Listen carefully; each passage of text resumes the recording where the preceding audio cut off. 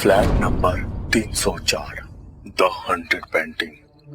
मनीष एक सरकारी ऑफिसर था जिसका ट्रांसफर दिल्ली में हुआ था, जिसके बाद वो दिल्ली के कुछ रूम एजेंटों से बात करके किराया पे एक फ्लैट खरीदता है और फिर वो अपने परिवार को लेकर दिल्ली आ जाता है। उसके परिवार में उसकी पत्नी अनिका, बेटी अनुष्का और 10 साल का एक छोटा सा बेटा भी था। और उसे फ्लैट 10वें मंजिले पर मिला था जो एक कोने के आखिरी में था। Flat number 304। जब वो दरवाजा खोलकर अंदर जाते हैं तो फ्लैट अंदर से बिल्कुल खाली और उस पूरी फ्लैट में एक अजीब सी शांति, सन्नाटा था। जगह जगह दाग हो गए थे, मानो रूम किसी चीज से जली हो।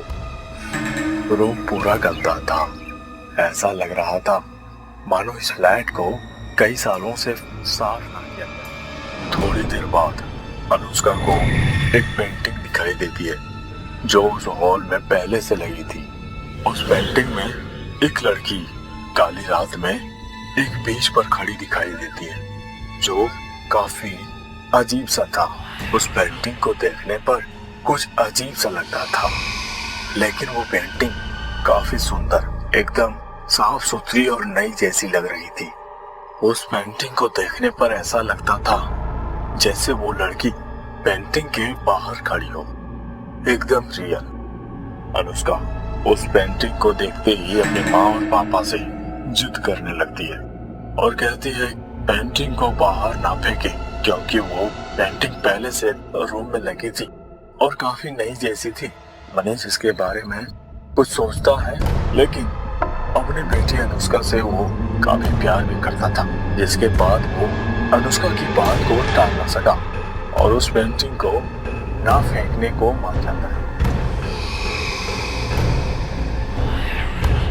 मनीष अपना सारा सामान शिफ्ट कर लेता है। कुछ दिनों तक उस कमरे में सब कुछ सही से चला। एक दिन अचानक आरव अपनी माँ से एक बात बोलता है जिसे सुनकर वो हैरान हो जाती है। आरव बोलता है कि वो पेंटिंग में जो औरत खड़ी है वो उसे रोज रात को दिखाई देती है, वो उसे तंग करती है।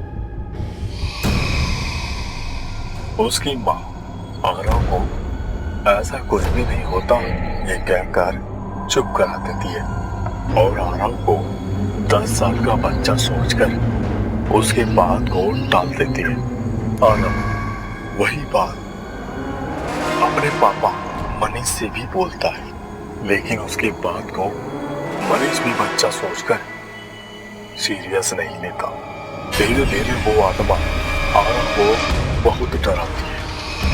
कभी उसके साथ बेड पर सोई हुई दिखाई देती तो कभी उसके सर के पास खड़ी उसे डराती रहती थी।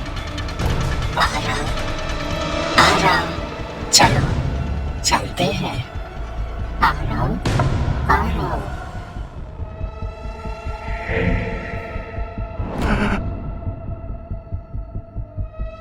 आरव अब खाना खाने को भी बंद कर दिया था।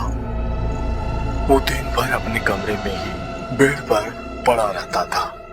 मनीष और अनिका ने उसे डॉक्टर से दिखाया, लेकिन डॉक्टर उसे कमजोरी कहकर कुछ दवा और मेडिसिन दिए और कहा कि इसे किसी चीज का सदमा पहुंचा है। लेकिन आरव की हालत दिन ब दिन बिगड़ता जा रहा था और एक सुबह आरव अपने बेड पर मरा हुआ मिलता है, जिससे अनिका को और मनीष को एक बड़ा सदमा पहुंचता है।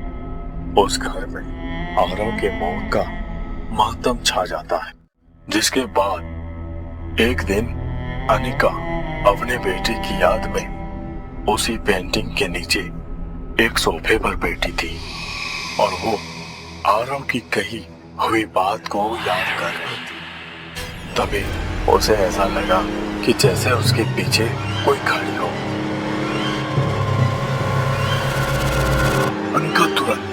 सोफे से उठी और पीछे की ओर पलटी, और जब उसकी ओर देखी तो उसकी बेटी अनुष्का पास से जा रही थी।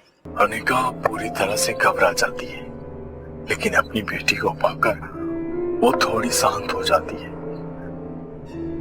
तभी उसकी नजर उस दीवार पर टंगी उसी पेंटिंग पर जाती है और उसे देखकर वो डर जाती है, क्योंकि उस पेंटिंग में अब आरव भी दिखाई दे रहा था और वो लड़की मुस्कुरा रही थी।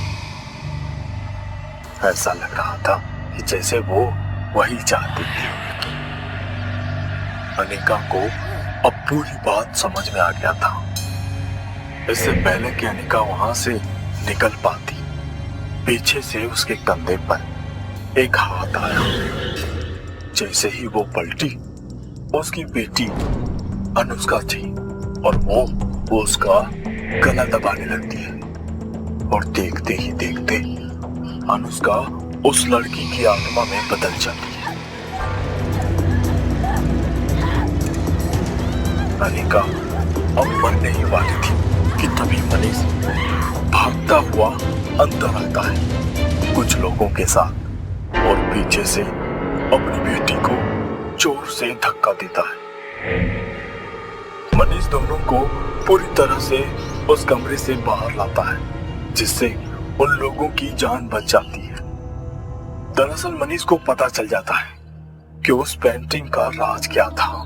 एक बार जब वो अपने बेटे आरव की बात पर गौर कर रहा था, तो पास के बिल्डिंग में जाकर के वो वहां के लोगों से पता किया, और जब पता चला कि वो पेंटिंग ही वो राज है, इस पूरे अनहोनी को होनी कर रहा है, और इससे बचने का एक ही तरीका था, उस पेंटिंग से अपने आप को दूर करना, क्योंकि उस पेंटिंग को उस फ्लैट से कोई भी बाहर नहीं निकल पाता था, और धीरे धीरे पूरे परिवार की मौत हो जाती थी, लेकिन किसी को पता नहीं चलता था।